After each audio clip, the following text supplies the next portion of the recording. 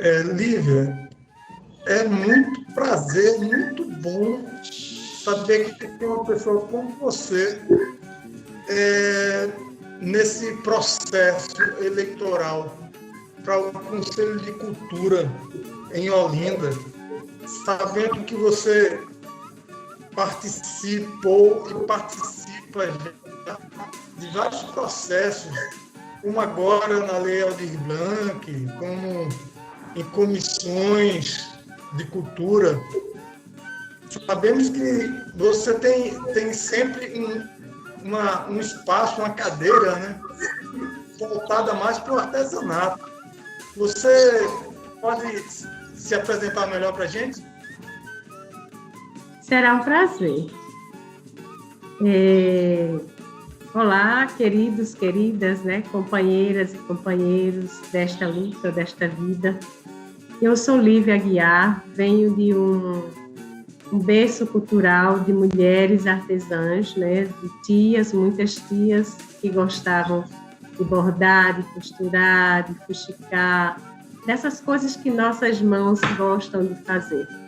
Então, desde cedo eu na família encontrei mulheres que faziam as tradições do artesanato em fuxicos, em bordados, e isso sempre foi para mim, naquela época, criança, um deslumbramento, eu diria, que a palavra seria essa, de cores e formas. Então, desde muito cedo eu entendi que a vida fica mais bonita e mais gostosa quando tem arte. E ao longo dos anos, ela me acompanhou na minha formação, sou psicóloga de formação, na minha especialização em ensino de arte, mas também no diálogo com as mulheres e na área social. Então, esse processo já dura alguns anos, né? Eu, desde 87, assumi o trabalho de criação como ateliê Retalho de Seda, e de lá para cá fui aos poucos assumindo as ações políticas. Eu diria que sou uma mulher pernambucana, hoje olindense há 30 e poucos anos, que é uma cidade que eu adotei como meu lugar de crescimento, e que as minhas preocupações são compartilhadas com as preocupações de muitas e muitos artesãos deste país. Em Olinda, sempre desenvolvi ações coletivas com grupos e com mestres, e aos poucos fui ampliando esse trabalho para o Estado, ocupando lugares de discussão e de debate sobre o artesanato. Por que artesanato? Tantas linguagens, né, tantos saberes, mas o artesanato ele tem como prioridade esse lugar coletivo das mãos. Então, hoje eu tenho pela frente um novo desafio, que é trazer a experiência de uma vida de dedicação a esta linguagem para contribuir com o trabalho de cultura em Olinda, com essa representação política, né? Então, a candidatura vem no objetivo de somar para fortalecer, para crescer, para ampliar a participação dos artesãos e artesãs desta cidade, né, deste lugar, nas políticas públicas de cultura. Então, com esse objetivo que nós, ao longo desses anos, fomos escutando as demandas e trazendo para construir, junto às gestões, as políticas públicas, no nosso caso, artesanato, mas as políticas públicas setoriais que compõem qualquer conselho. Então, venho aqui trazer um pouco da experiência que tenho, mas também a principal preocupação é ouvir dos artesãos e artesãs de Olinda quais são as faltas que, como política pública, nós temos que implementar, não é? Quais são as faltas para a nossa linguagem? Quais são as necessidades para a nossa linguagem? E nós sabemos que uma delas é o cadastro cultural, não é? Então, a partir desse cadastro cultural, desse mapeamento, nós podemos trabalhar para desenvolver o trabalho na política pública do artesanato e nas políticas de um modo geral, porque o Conselho é composto de 12 linguagens, né? Então, diria que é um desafio, mas para mim é confortável, porque já tenho alguns laços afetivos, né, ao longo desses anos nessa cidade, e que eu desejo colaborar daqui para frente, representando a categoria no município. Perfeito. Olívia, me diz uma coisa. Como tu achas que poderia ocorrer para que esses artesãos, porque tem muitos artesãos que não têm muito acesso à internet, apesar de que a gente sabe que isso está mudando rapidamente, né? Sim. Mas, de qualquer forma, como você está dentro desse ambiente e já trabalha nesse sentido de facilitar, né, o acesso, você acha que com esse novo momento da pandemia e pós-pandemia, você acha que vai haver uma adesão maior e se esses processos de inscrições vão ser mais fáceis de acesso? Veja, uma reflexão que a gente faz e que nós constatamos isso na linguagem do artesanato é a dificuldade, o letramento na tecnologia, que a gente sabe que não é exclusividade do artesanato, mas no artesanato nós percebemos muito isso fortemente, porque nós somos tradição oral, nós temos como berço a cultura popular. Então, uma coisa a vida me ensinou: sozinho é mais difícil, tudo. Então, nós precisamos construir coletivamente os lugares, os espaços para poder acolher aqueles que ainda têm mais dificuldade nesse letramento. Nós acreditamos que vai levar ainda um tempo para isso diminuir, mas nós acreditamos muito por tudo que construímos até hoje em Pernambuco, em Olinda e no Brasil. Que nós temos de referência hoje da política do artesanato, ela vem de uma construção de quase 40 anos, daqueles que são os fazedores do artesanato, mas também aqueles que se preocupam com esse coletivo. Então, para aqueles que ainda têm muita dificuldade, eu diria que venham, cheguem, a gente ajuda. Nós precisamos estar juntos nesta luta. E os espaços só são construídos quando as mãos são dadas. A prova maior do nosso trabalho é a nossa mão. Então, se estamos sós, por escolha é um direito. Mas se queremos avançar, precisamos buscar outras mãos. Então, é preciso se unir, né? É preciso se unir, exatamente. É preciso ir atrás, se mobilizar, né?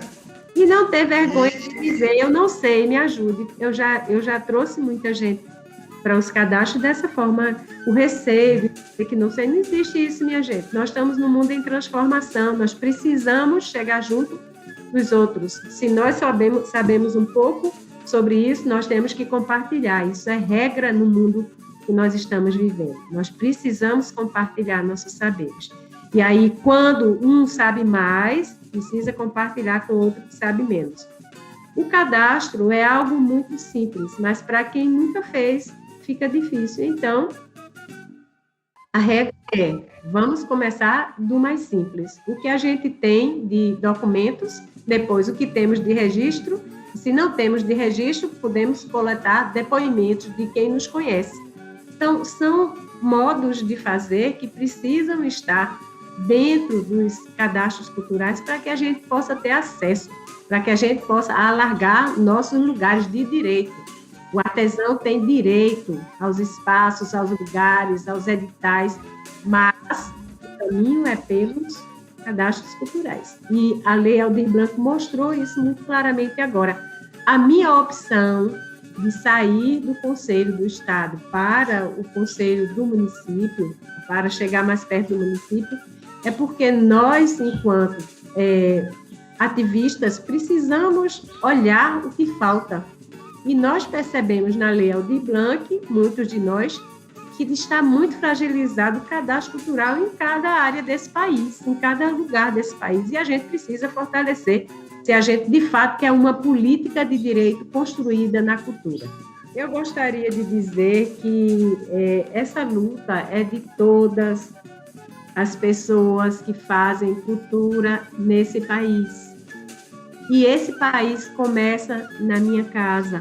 Então, o município, ele é um lugar onde nós vivemos.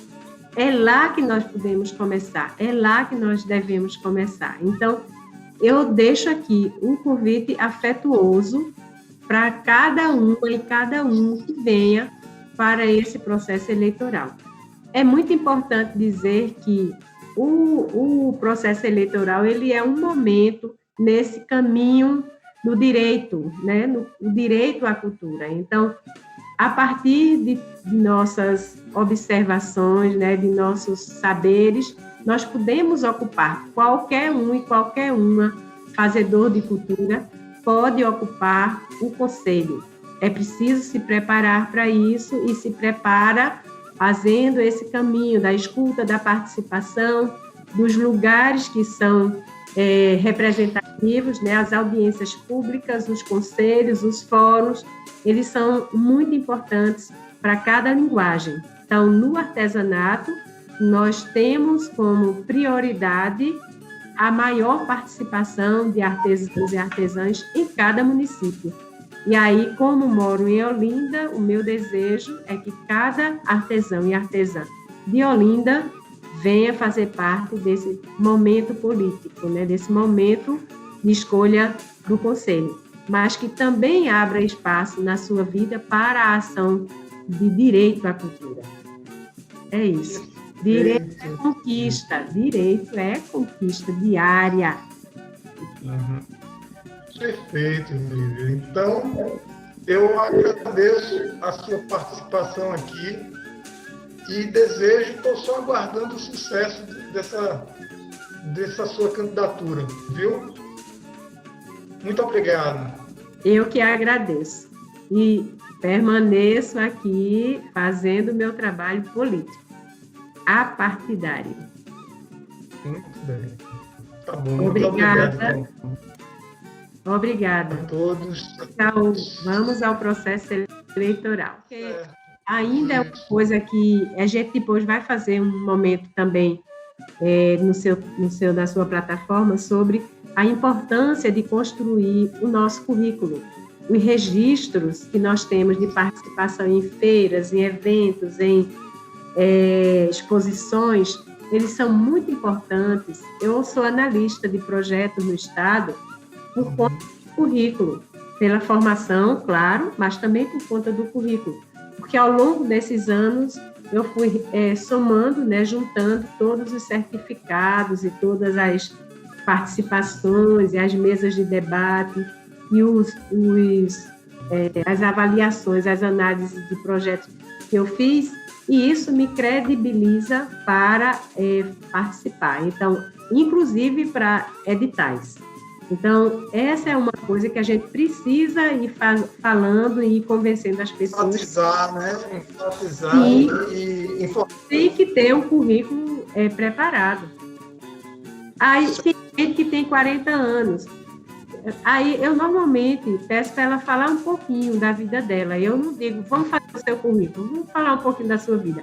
Diga por onde você já andou. Aí a pessoa vai descrevendo tudo e eu vou anotando. Quando termina, o currículo dela está pronto.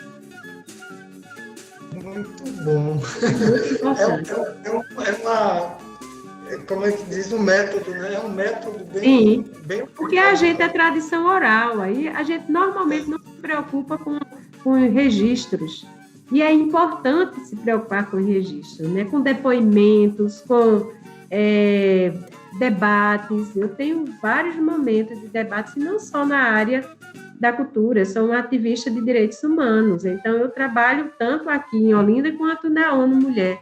E isso é muito importante para as pessoas entenderem que o lugar que ela ocupa no mundo é aquele que ela escolhe, que é tem direito a escolher. E esse é o maior desafio para qualquer governo. São pessoas que conseguem encontrar o seu lugar no mundo e lutar por eles. Então, esse momento ele é fundamental. E a gente normalmente deixa ele para depois. O meu lugar do direito é uma mulher que luta por direito à cultura. Então, essa é a minha plataforma. Então, cada vez que a gente encontra esse processo, a gente é referência para muitas outras pessoas. E aí a mulher faz um trabalho. Aqui no Brasil, muitas mulheres têm sido violadas, né? Por exemplo, as casas de matriz africana vêm sofrendo muito. Essa semana, ontem, foi o pessoal do Boi Pintado, invadiram a sede, que é de uma colega nossa do conselho. Então, assim, em muitos momentos, o ano passado foi no Maracatu do Pina, a polícia entrou. Então, essa luta por direitos, ela é preciso ser garantida, e ela é garantida nos territórios, ela não é garantida só na lei. Nós recorremos à lei porque é a instância última, mas a luta tem que ser garantida no território. Só se garante direito com participação. Isso é plataforma. Então, quando eu estou fazendo meu currículo, quando eu estou me juntando em grupos, quando eu estou me cadastrando, quando eu estou no Centro do Artesanato, fazendo a minha solicitação de carteira de artesã, quando eu estou falando com outras pessoas, quando eu estou fazendo o meu crochê, o meu fuxico, eu estou usando do meu direito e ocupando o espaço que ele me permite ocupar. Então, essa luta por direitos, ela é uma construção da humanidade, mas a gente normalmente não utiliza dessa luta, a gente terceiriza ela. Então, a ocupação dos conselhos, dos fóruns, ela tem fragilidades hoje, porque as pessoas delegam para outros. Então, no artesanato, deveria ter 50, 60, 100 pessoas que garantissem essa representação com qualidade, e a gente não tem. Então, a minha saída do conselho foi para fortalecer bases, porque a gente precisa disso nos territórios. Se Olinda tiver 10 representantes no artesanato prontos para ocupar fóruns e conselhos, minha missão está tranquila. Eu posso trabalhar em outras frentes. Então, esse processo ele é de todos nós, né? E é uma luta incessante. A busca por editais, a busca por espaços de comercialização, a busca por registros. Esse ano, a Lei Aldir Blanc foi uma revelação. Eu recebi do Rio Grande do Sul uma edição de um livro sobre rendas no Brasil, sobre o trabalho com rendas no Brasil, que uma professora da Universidade do Rio Grande do Sul fez o projeto para Aldir Blanc e distribuiu 1.100 unidades que foram impressas no Brasil inteiro, aberto na plataforma, no Facebook, para quem tivesse interesse em ter o livro. E aí eu pedi para que eu pudesse fazer um trabalho de exposição, que será possivelmente no próximo ano, de saberes brasileiros, das mãos brasileiras. Então, tem todo um processo de construção e das oficinas, da divulgação, né, da troca de saberes, da troca de matérias, dos saberes sobre matérias. A gente tem muita gente trabalhando, muitos mestres trabalhando com o tecido, trabalhando com o barro, trabalhando com a madeira, mas essa troca entre eles é muito distante. A gente tem muito trabalho pela frente, viu, Jorge? Muito trabalho. Sim. Então, assim, aí eu acho que essa cultura e as ferramentas que a gente tem, esses valores que a gente tem, é uma fonte de riqueza enorme, sabe? E os gestores que não fazem isso é porque não tem nenhum amor pela terra, ou então porque são ignorantes mesmo. Sim. Sabe? Sim. Porque, você veja, coisas como aquele bondinho do Recife. Por que não ativam aqueles bondinhos? Uma coisa tão simples. Tu imagina a quantidade o resultado de um investimento tão pequeno para um resultado tão grande. Isso é apenas um exemplo. Mas é isso, Lívia. Muito obrigado. Viu? Mas a gente vai começar, a gente vai construir. Muito, mas em outro momento a gente conversa mais, porque eu sei que a gente vai construir, nem se preocupe não. Eu estou inscrevendo as pessoas que estão chegando, porque o tempo está acabando, né? Até amanhã só. Mas depois da eleição, depois desse processo, a gente volta. E eu vou me inscrever lá, viu? Mas eu quero dizer para você que isso é uma luta permanente, né? O fortalecimento das identidades locais, ela é fundamental para a gente existir. Nós somos, hoje em Pernambuco, próximo a 100 mil artesãos. O Centro do Artesanato não atende nem 1%. Tem 1.500 pessoas, das quais eu diria que 30% não é artesão. É designer, é artista plástico, ocupando um lugar do artesão. Estou dizendo a você o que eu digo lá, porque eu faço parte da análise. Você falou dessa brutalidade, eu me lembrei do Rio de Janeiro, que está pior ainda, está uma coisa horrível. Pois é. 40% da população é o negócio está sério demais. Então, tem gente que não pode nem usar um boné branco, uma roupa branca, que eles se atacam. Pois é. E olhe que eu trabalhei com jovens e crianças e jovens a vida inteira. Trabalhei mais de 30 anos com formação. Então, as crianças e os jovens, elas precisam de modelos. E na hora que não tem, elas saem à revelia. Então, é complicado. Tem que cuidar. E a cultura é o berço, né? A mãe de todas nós. A cultura é esse lugar de aconchego, de cuidado, porque está antes da escola. A cultura é a educação. A cultura é a educação. Uma coisa sem a outra. Pois é. E as diretrizes que o nosso país hoje está sofrendo retaliação na cultura, as diretrizes não são apenas do nosso país, são mundiais. Então, quando a gente recomenda o bom senso, quando a gente não está protegido dentro, a gente tem que buscar proteção fora. Então, é isso. É você se articular. É isso, companheiro. Tá bom,